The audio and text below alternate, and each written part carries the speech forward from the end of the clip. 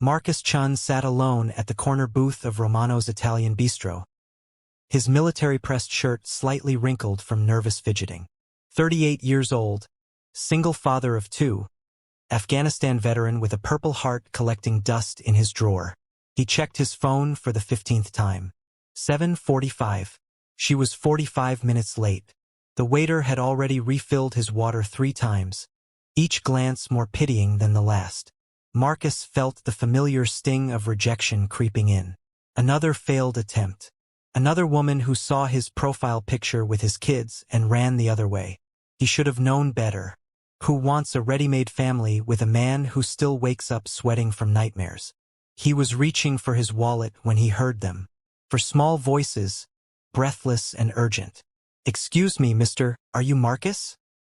He looked up to see 4 children staring at him with wide, desperate eyes.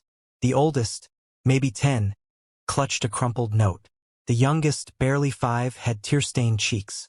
"Our mommy's sorry she's late," the oldest girl said, her voice cracking. "She didn't stand you up. She's in the hospital. She made us promise to find you." Marcus's heart stopped. What happened? The words tumbled out in a rush. Their mother, Sarah, had been getting ready for the date when she got a call. A family on their street, trapped in a house fire. Sarah was a nurse, but more than that, she was the kind of person who ran toward danger. She'd rushed into the burning building and pulled out an elderly man and his granddaughter. But the smoke inhalation was severe.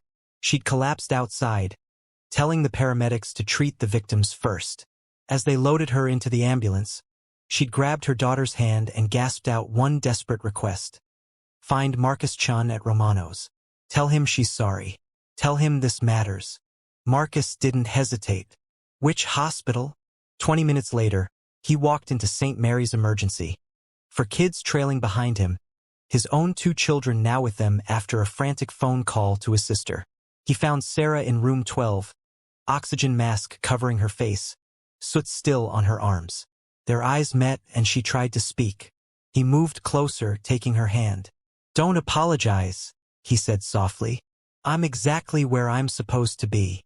Sarah's eyes filled with tears. "Worst first impression ever," she whispered. Marcus laughed, a real laugh that surprised him. "Are you kidding? You saved 2 lives and still worried about our date. That's the best first impression I've ever seen." Over the next 3 hours, Marcus kept those 4 kids calm, fed them from the vending machines, played games, told them stories about their brave mother. When Sarah's sister finally arrived, she stared at the stranger who'd stepped up without question. "You didn't have to do this," she said. Marcus looked at Sarah through the window, already feeling something shift in his broken heart. "Yeah, I did." 2 weeks later, they had their real first date. Same restaurant, same booth. This time she was early. This time they talked until the restaurant closed. About loss and single parenthood and second chances. About how sometimes the best things come from the moments that go completely wrong. A year later, Marcus proposed in that same booth. Their wedding had 6 kids in the wedding party, all of them beaming. Because sometimes love doesn't arrive on time. Sometimes it arrives exactly when it's supposed to, carried by 4 brave children and a woman whose heart was too big to ignore someone in need. Even when she was the one who needed saving. Even when her own second chance was waiting patiently in a corner booth, refusing to give up on her.